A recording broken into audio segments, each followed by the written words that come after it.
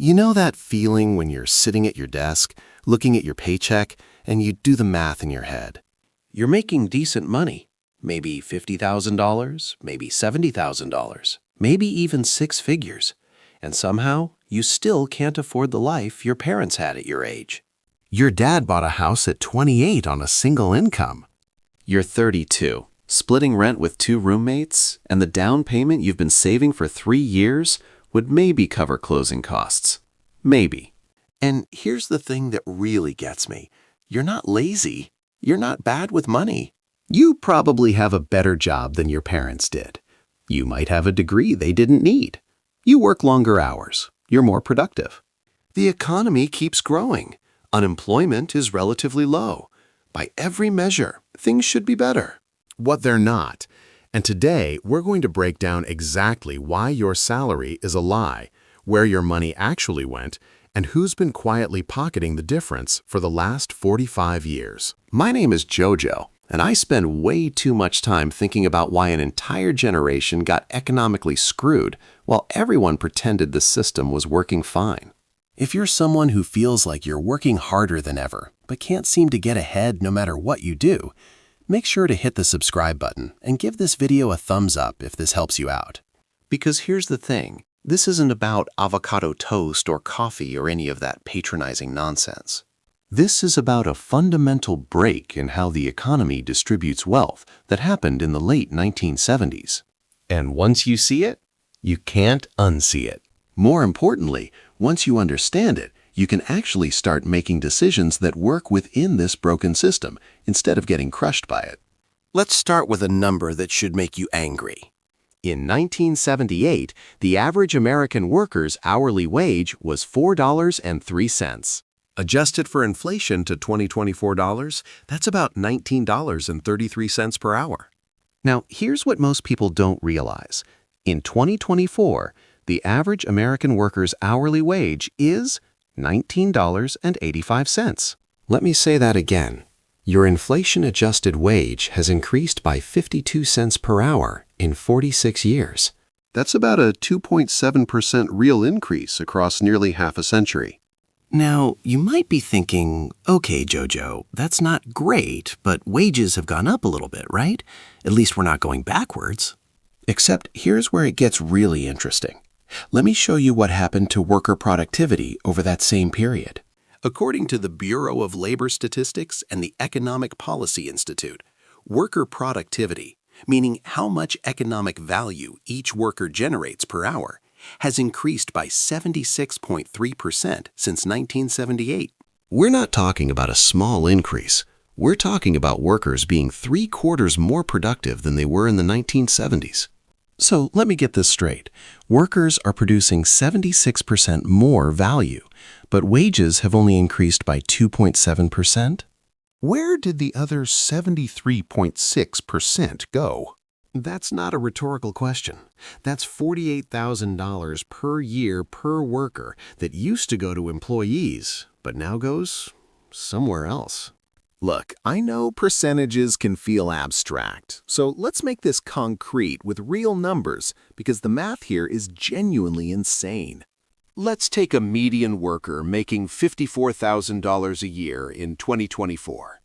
If wages had kept pace with productivity, meaning if you got paid proportionally to the value you create, which used to be how capitalism theoretically worked, you would be making approximately $102,000 per year. That's not me making up numbers. That's the Economic Policy Institute's calculation based on productivity growth tracked by the BLS. So every year, you're missing out on about $48,000. Now let's compound this over a career. Let's say you work for 40 years. That's $1.92 million in lost wages over your lifetime. And that's just the direct wage loss. That doesn't account for the lost investment returns if you'd been able to save and invest that money. And here's the thing that really keeps me up at night. This isn't just about you feeling poorer. This fundamentally changes what life outcomes are possible. That house your parents bought, the median home price in 1978 was $55,700. Adjusted for inflation, that's about $267,000 in today's dollars. The actual median home price in 2024? About $417,000. So, homes cost 56% more in real terms, while your wages stayed flat. But it gets worse. Your parents were buying that $267,000 equivalent home with a salary that had 76% more purchasing power relative to productivity. You're buying the $417,000 home with a salary that's been stagnant for half a century. Let me break this down with a real example. In 1978, a median income household earning about $17,000 per year could buy a median-priced home for roughly 3.3 times their annual income.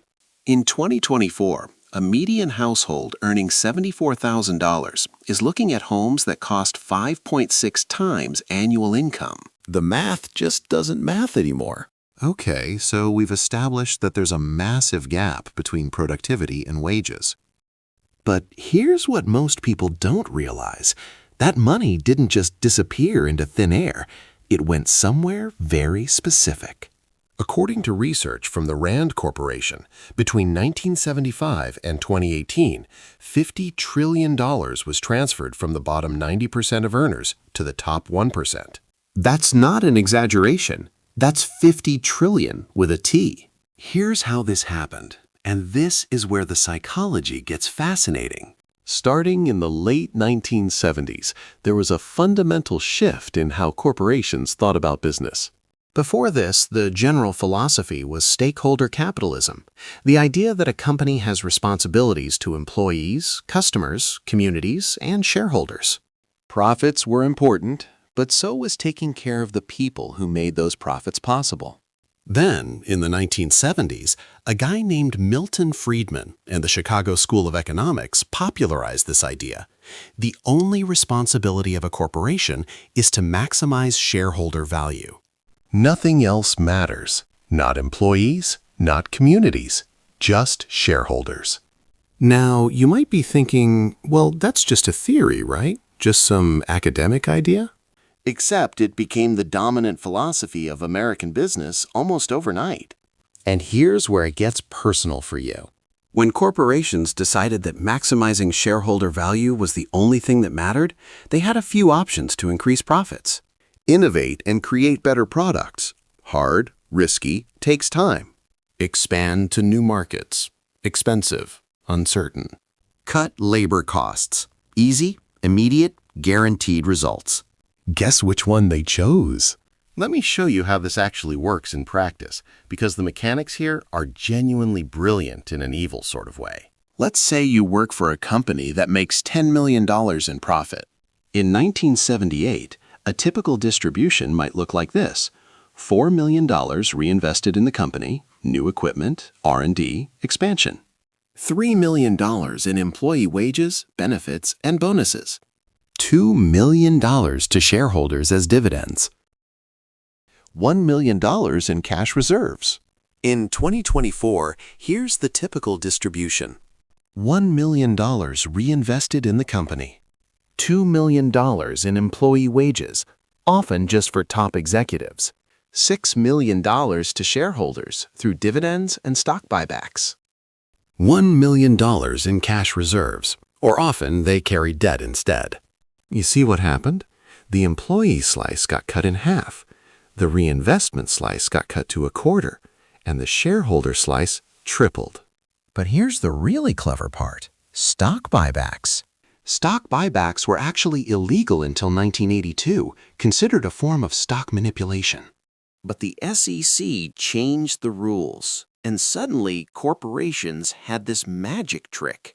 Instead of giving workers raises, they could buy back their own stock, which increases the stock price, which makes shareholders richer, which makes executives richer because most executive compensation is in stock options. According to Harvard Business Review, from 2009 to 2018, companies in the S&P 500 spent $5.3 trillion on stock buybacks. That's more than they spent on employee wages. Let me say that again. They spent more money manipulating their stock price than they spent on the people who actually create the value. And you know what's insane? A lot of these companies borrowed money to do buybacks. They literally went into debt to enrich shareholders instead of investing in workers or innovation. Now, you might be thinking, okay, Jojo, but didn't we have protections against this? Didn't workers have ways to negotiate for their fair share? Yes, they were called unions. Look, I know unions are a controversial topic, and I'm not here to tell you unions are perfect or that every union decision was good. But here are some numbers that are pretty hard to argue with. In 1978, about 27% of American workers were in unions. In 2024, it's about 10%. And here's the correlation that should make you think. The decline in union membership tracks almost perfectly with the wage productivity gap. According to the Economic Policy Institute, if union membership had stayed at 1978 levels, the average non-union worker would be making $3,250 more per year. Why? Because unions set wage standards that even non-union companies had to compete with. When GM workers had strong unions, Ford had to pay competitive wages even if their workers weren't unionized. When teachers' unions negotiated good benefits, private schools had to offer something comparable. Unions created a wage floor that lifted everyone. But starting in the 1980s, there was a systematic effort to break unions. Reagan firing the air traffic controllers in 1981 sent a clear message. The government is on the side of management, not labor. Union busting became standard practice. Right-to-work laws spread, and workers lost their collective bargaining power. And here's the thing. This wasn't an accident.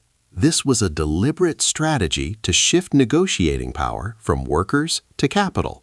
And it worked perfectly. But it gets worse, because while your wages stayed flat, two specific costs absolutely exploded: healthcare and education. Let's start with healthcare. In 1978, the average annual health insurance premium was about $1,000. In today's dollars, roughly $4,800. In 2024, the average premium is $8,435 for single coverage and $23,968 for family coverage. So healthcare costs have increased by 75% in real terms, while your wages increased by 2.7%. You see the problem? And here's what most people don't realize. A lot of that healthcare cost used to be covered by employers as a benefit. Now it's increasingly shifted to you. According to the Kaiser Family Foundation, workers now pay an average of 28% of family coverage premiums, up from about 10% in the 1980s. Education is even worse. The average cost of tuition at a public four-year university in 1978 was about $10,700 in today's dollars.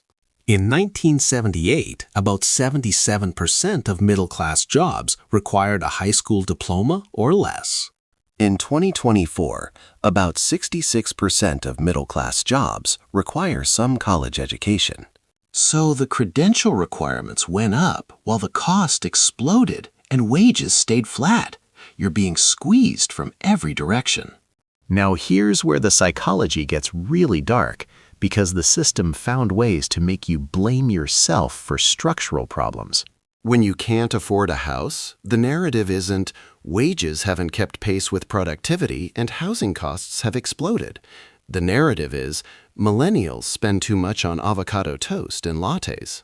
When you're drowning in student debt, the narrative isn't we deliberately defunded public education and turned college into a profit center. The narrative is you made a bad investment in your degree. When you can't save for retirement, the narrative isn't we shifted from pensions to 401ks and transferred all the risk from employers to employees. The narrative is you're just not disciplined enough to save. This is what psychologists call fundamental attribution error, the tendency to attribute systemic problems to individual failures. And it's incredibly effective at keeping you from demanding structural change. Because here's the thing. If the problem is you, then the solution is for you to work harder, be smarter, make better choices. But if the problem is systemic, then the solution is collective action, policy changes, and redistribution of power. Guess which narrative is more convenient for the people who benefit from the current system? Okay, so let's bring this back to your life. Because I know you're not a billionaire implementing corporate policy. You're just trying to survive and maybe get ahead. So what do you actually do with this information? First, let me be clear. Understanding this doesn't fix the problem. You can't individual choice your way out of a structural issue. But understanding the game helps you make better decisions within it. Lesson 1. Stop blaming yourself for systemic failures. If you're working full-time and can't afford housing, healthcare, and education, that's not a personal failure, that's a policy failure. The system is designed to extract wealth from labor and transfer it to capital. That's not your fault. Lesson 2. Negotiate like your life depends on it, because it does. Since wages don't automatically keep pace with productivity or inflation, you need to advocate for yourself aggressively. According to salary negotiation research, people who negotiate their first job offer increase their lifetime earnings by an average of $500,000 to $1 million. Job hop. Companies give existing employees 3% raises and new hires 10 to 20% bumps. The data is clear. Changing jobs every 2 to 3 years results in significantly higher lifetime earnings than staying loyal to one employer. Lesson 3. Understand that benefits are part of your compensation. Your employer is paying for your labor with a combination of salary, healthcare, retirement contributions, and other benefits. If your salary is stagnant, but they're offering better health insurance or matching 401k, that's real money. Calculate your total compensation package annually. A job offering $70K with great benefits might be worth more than a job offering $75K with terrible benefits. Lesson 4. Invest in assets, not just labor. Look, I hate that this is the reality, but here it is. The system rewards capital more than labor. According to Thomas Piketty's research in Capital in the 21st Century, returns to capital consistently outpace returns to labor over time. What this means practically, even small amounts invested in assets, stocks, real estate, index funds, will grow faster than your wages over time. Every dollar you can divert from consumption to investment is a dollar that starts working for you instead of against you. Lesson 5. Build leverage. The reason executives and owners captured all the productivity gains is because they have leverage. They control capital, decision-making, and employment. You need to build your own leverage however you can. That might mean developing skills that are in high demand and short supply. Building a side business that creates income independent of your labor. Creating content or products that can scale. Joining or organizing collective bargaining efforts. The more leverage you have, the more of your productivity gains you can capture. Here's the thing that keeps me up at night about this whole situation. This isn't sustainable. An economy where workers can't afford housing, healthcare, education, or retirement doesn't work long term. Consumer spending is 70% of the U.S. economy. If workers don't have money to spend, who's buying the products these companies are making? We're already seeing the cracks. Birth rates are plummeting because people can't afford kids. Home ownership rates among young adults are at historic lows. Retirement security is a joke for most people. Mental health is in crisis. The wage productivity gap isn't just an economic problem, it's a social stability problem. And here's what's crazy. Fixing this isn't even that complicated. Other developed countries have figured it out. Germany has strong unions and worker representation on corporate boards. Denmark has high union membership and much smaller wage gaps. These aren't utopias. They're just countries that decided workers deserve a fair share of the value they create. The question isn't, can this be fixed? The question is, will enough people demand that it be fixed? Here's the thing that I want you to take away from this video. You're not crazy, you're not lazy, you're not bad with money. The system fundamentally changed in the late 1970s. Productivity gains that used to be shared with workers started going almost entirely to shareholders and executives. Your real wages have been flat for 46 years while productivity increased 76%. That's $48,000 per year that's being extracted from your labor and redistributed upward. And the psychological trap they built around this is brilliant and evil. They convinced you that if you're struggling, it's your fault. Not enough discipline, too much spending on luxuries, poor decisions. But the math doesn't lie. The median worker today is producing 3/4 more value than the median worker in 1978 and being paid essentially the same in real terms. That's not a personal failure. That's organized theft on a massive scale. So here's my challenge for you. Look at your financial life right now through this lens. How much of your struggle is actually your fault versus systemic? How much power do you actually have to improve your situation, and how can you maximize that power? And then, and this is the hard part, start having conversations about this. With your coworkers, your friends, your family. Because the only way this changes is if enough people understand that the problem is structural and demand structural solutions. If this video helped you understand why you're working harder than ever but can't seem to get ahead, hit that subscribe button and drop a comment telling me. What's the biggest way you've felt the wage productivity gap in your own life? Is it housing, healthcare, student debt, just general inability to save? I'm JoJo. I spend way too much time thinking about how an entire generation got economically gutted while everyone pretended everything was fine. And I'll see you in the next one. Thanks for watching JoJo Invests.